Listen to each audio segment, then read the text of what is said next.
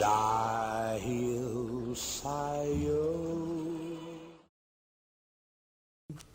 The environment of our labor camp included a pool hall. And when Mom and Papa bought the property, they had the pool hall actually built on it. But it was the recreation center of our Filipino community, actually. And it was also a way to kind of provide entertainment for the men who were at the camp. We had pool tables, we had card tables.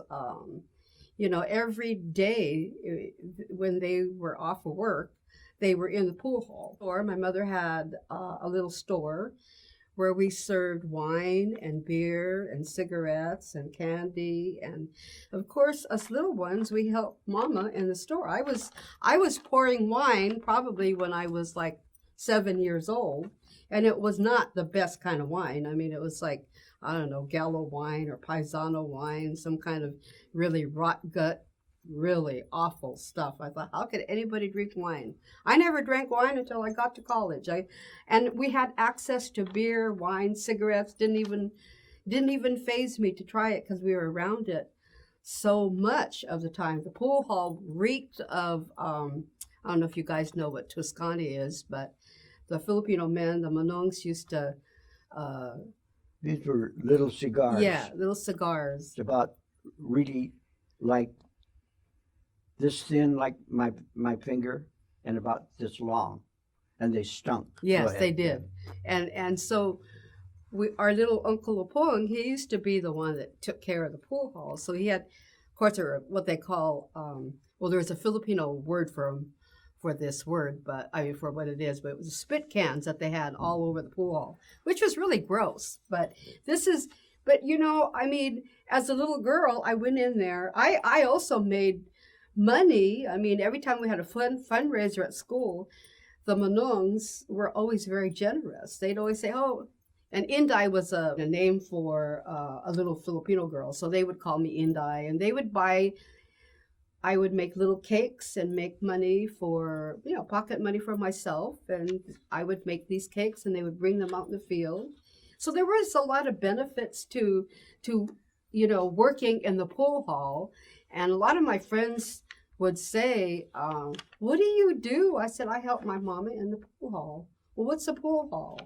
And then, a lot of my friends didn't even understand because we were not to tell that we had gambling and, we had chicken fights and, we had these things on our property, which were illegal. But, for some reason we got away with it because my parents were able to know how to work with the local law enforcement. But you also have to understand that during those times, they didn't want Filipino men to mix into the regular mix of the outside community, which was primarily white.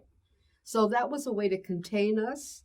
So they easily bought the bribes that my parents brought to them. I want to jump in on a couple of things. When you talked about the spit can, you thought it was worse. I thought it was cool. Oh, because you could learn how to spit just like the guys, You'd start with maybe a foot away, 5 foot away, like that kind of thing. And, that, again, I have to sort of preface this by saying this is the men's world, and you tried to copy them, as much as you could. Luna mentioned the roosters. I would think conservatively we had about at least 100 roosters out in the backyard in their own individual pens, and the men would coddle them. That was the first thing they did in the mornings. They would feed them, make sure they were okay. That was the first thing they did when they came back from the field, and kind of stroke them and take care of them, and that was okay. But once in a while, when they were gone or they had to be away, it was our job to sort of look after them. And I don't think none of us really liked it because we had to learn how to feed them without getting too close. Otherwise, they'd bite your hand. And then once in a while, we would have to help my father train them. Train them by taking them out of their pen, putting them on the ground so they could lunge and fight without touching each other. And I think it was their way of getting their fighting blood up. And so that by the time Sunday came along, they were ready. And so every Sunday, not only the men, but the neighboring Filipinos in the area would come in with their roosters. And I think it was all afternoon, one after another. And it was not unusual, for the men to gamble their week's wages because there was a lot of betting going on around them. And for us, again, growing up, there was an opportunity for us to play with our friends, the other Filipino kids in the area. It was a day of treats because if our uncles won, they would buy us some kind of goodies from the women who would always bring something to sell in terms of whether or not it was a Filipino type food. There was Mexican kind of food from the Mexican wives and from the Caucasian mothers with their fried chicken. So it was almost like a fast food kind of place for us. So it was a day of treats, Sunday. The other thing about the gambling was, how did we get away with it? Well, if you had a cooperative, look the other way chief of police who was paid off probably annually, at least annually that I knew of, you could have these illegal chicken fights. Also, and this is very important, it was a way to keep Filipinos out of town. Mm-hmm. I think that for us, it was very clear that Filipinos never really felt safe going into town. You have to remember this was the age of riots. This was the age when there were signs about Filipinos being kept out, this kind of thing. So if they ever go into town, and usually to the movie theater on Friday or Saturday night, or to the ball or to the softball game, they would always go in groups, always. And at the same time, if they needed something in the town, they would send one of us, or my mother would get it. Mm-hmm. So very rarely did they go into town on their own. So there were a lot of a lot of different discriminatory things, going on. And I have to say this, that, we all knew about or at least heard about the Anti-Exclusion Act regarding Filipinos. It started, believe it or not, in our hometown of Livingston, when the California Assemblyman at the time introduced into the California legislature that Filipinos were undesirable, quotes, and a menace to society. And he was talking about our parents, he was talking about our friends, he was talking about the Filipinos who lived and contributed to the economy of the area. So sometimes people say, how come you get worked up about it? Says, well, it's a personal thing. It's not just a piece of paper saying that we couldn't do this. It was very personal. But anyway, to make a long story short, this got introduced to the California legislature. It got passed unanimously. That got sent to Congress in Washington, D.C., and 5-6 years later, in 1935, there was the Exclusion Act came out. Just to interject a little humor. Yeah, it's a joke. I've been told many times that my English is very good by white people. Oh, you speak good English. Where'd you learn English? Same place you did, buddy. But at any rate, I say that because English is my second language. I didn't learn English until I was already in the first grade. The implications of that, though, in growing up, is that here I was growing up in a Filipino farm labor camp with a lot of single men. And, you know, as I look back on it, it had a lot of benefits in the sense that I really was able to learn about Filipino culture, how people lived in the old country, their joys, their sorrows, how they missed home, how they missed not having family. But culture was something that I don't think I otherwise would have been able to learn. True, like any parents, they teach their children culture, but I had sources that I think were unique because you got points of view from a lot of folks. And I think that as I look back, I've been a very strong advocate, as Herb is saying, of rights, and I've been an activist in my life, and I think I owe it back to those days. But on getting back to more humorous kinds of things,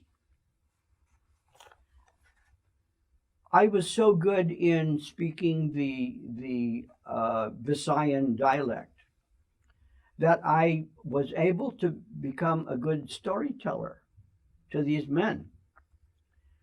And you can imagine, I was only 6, 7, 8 years old, and I was I would make up stories because they enjoyed my stories. I'd make them up, but it would be like them re-experiencing lives that they left behind in the Philippines. And of course, I had a good imagination. Actually, I've been told I still have a big imagination. But at any rate, they liked that. So I became a storyteller.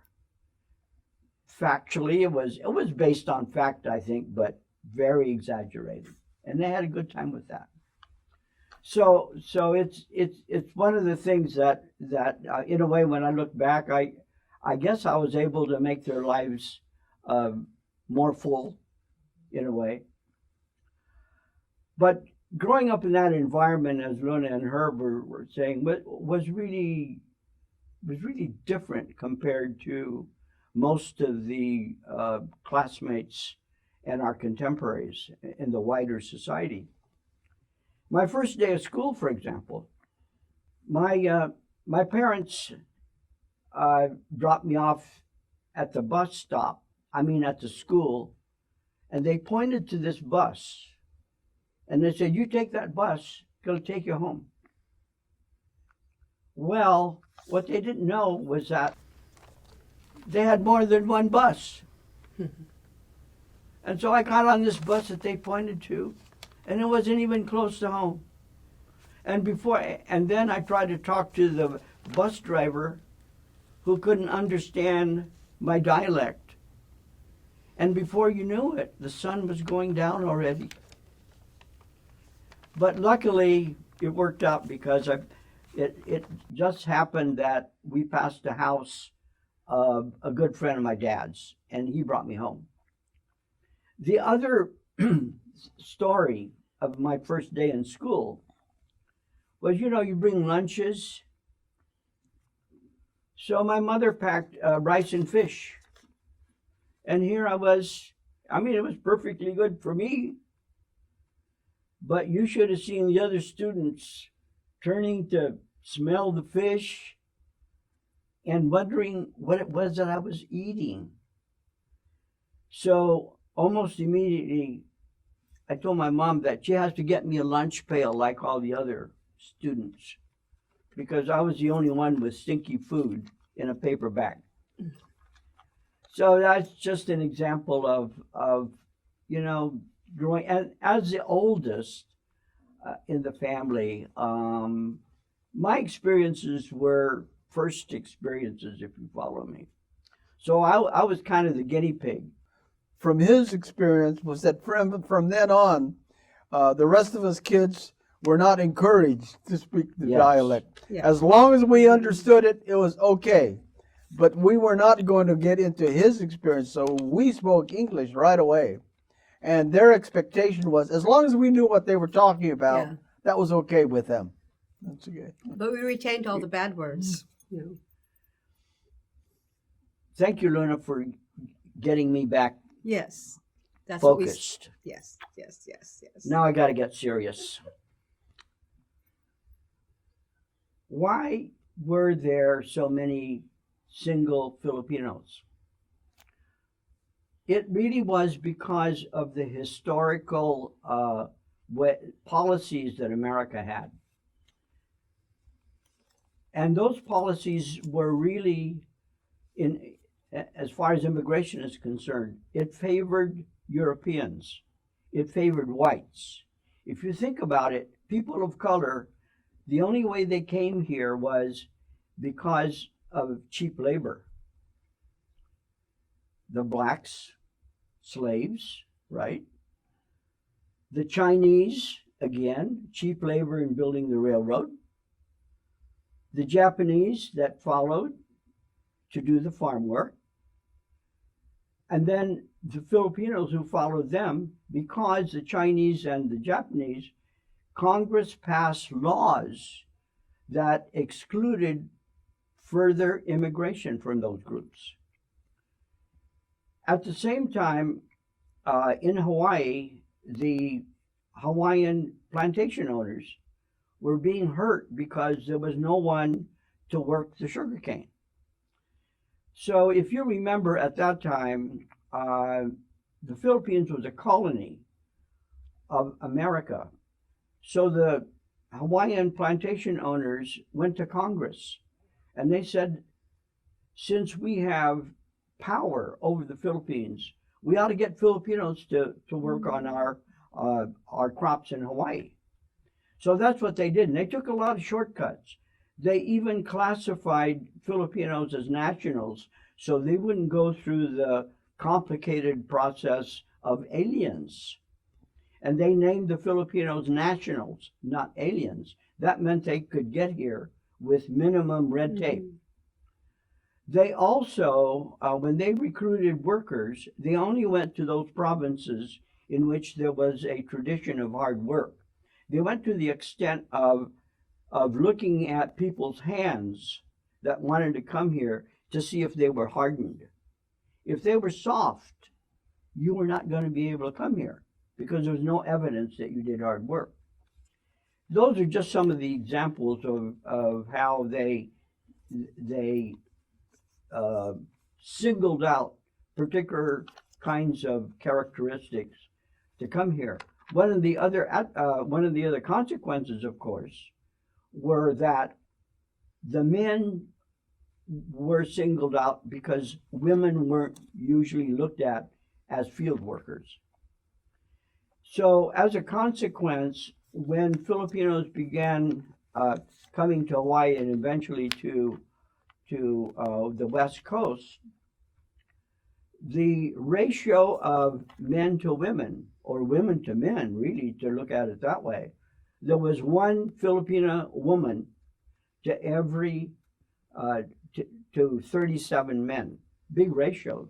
Actually, some studies showed it was as high as 56 to 1. So consequences was not only women for men to marry, but they turned to other women, and mostly white women, Mexican women, actually almost every ethnic group. And as a result, these families, a lot of the Filipino families really bore mestizo kids. Our generation is essentially a mestizo generation. And that's really one of the main reasons why there's so many single men. Does that help? Yeah, I mean, we had a community where they married white women, but they couldn't marry them in California. They had to go to bordering states in order to do that because there were the I can never say this word. Anti-miscegenation. Yes, miscegenation. It's a See, very long. English is my Right. second language, Yeah. and hers is the first language, and I know the words better. I could spell it, but But I wondered about that a lot too when I was a young girl. And I used to ask Mama, how come they don't have any families, you know?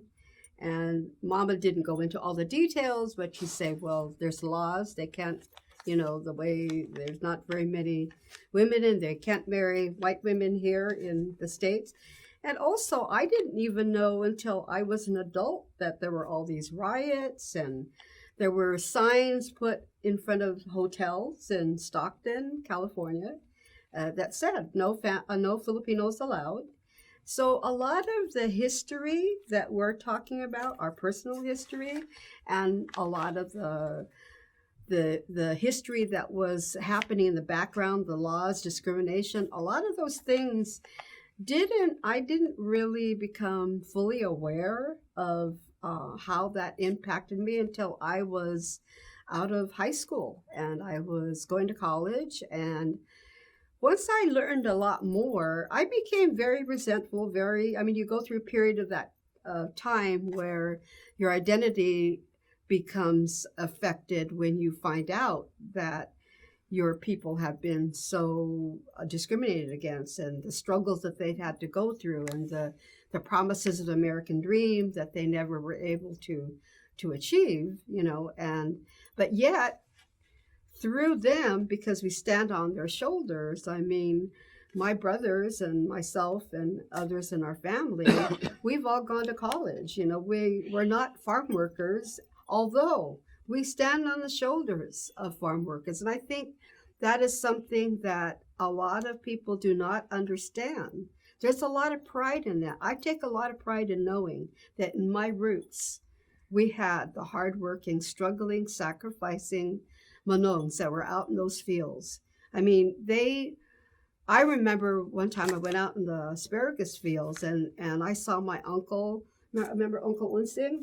Uncle Sniffer, we used to call him. He was like, we called him Uncle Sniffer because he liked this comic book hero who was called Sniffer. But anyway, Uncle Unsing he rode the sled, you know, the asparagus. And I don't know if anybody, probably none of you guys have ever seen it.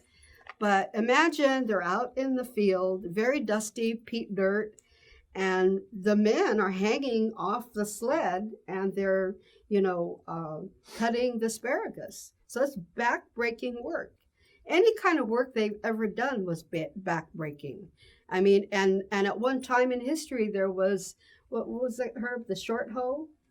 That was finally banned because of the fact that it created so many physical problems for farm workers. And even today, farm workers are still battling for basic rights. I mean, only in the last, 2 decades did you begin to see toilets out there and sanitation facilities. None of those things were ever available to any of those days. But we owe a lot to the agriculture community that we grew up in, our Filipino men that are Manongs that were so revered by all of us. All of them are gone now.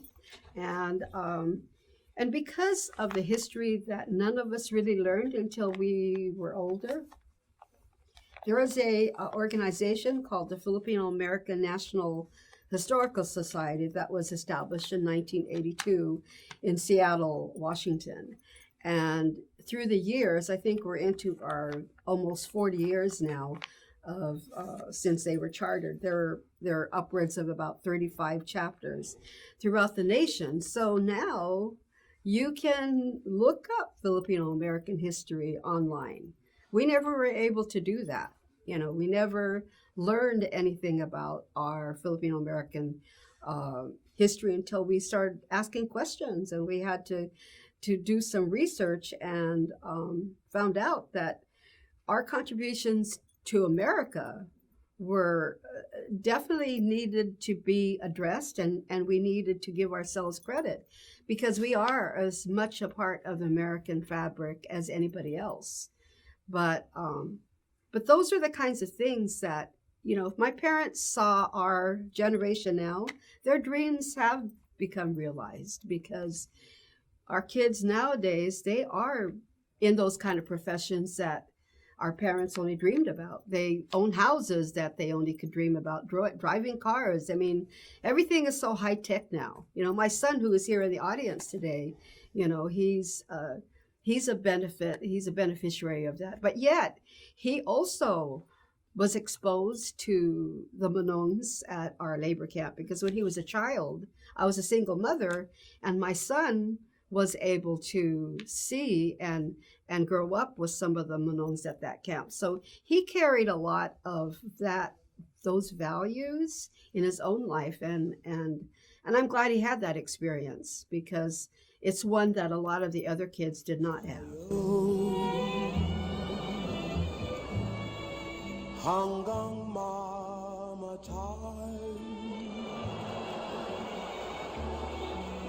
dapat mong tantiyin, wala nang ibang giling. Puso ko'y tanawin, ikaw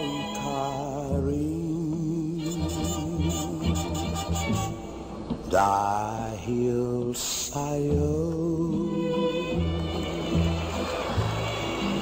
ako'y lumigaya, pagmamahal ay alayan ko. Kung tunay man ako ay alipinin mo ang lahat ng ito, dahil sa'yo.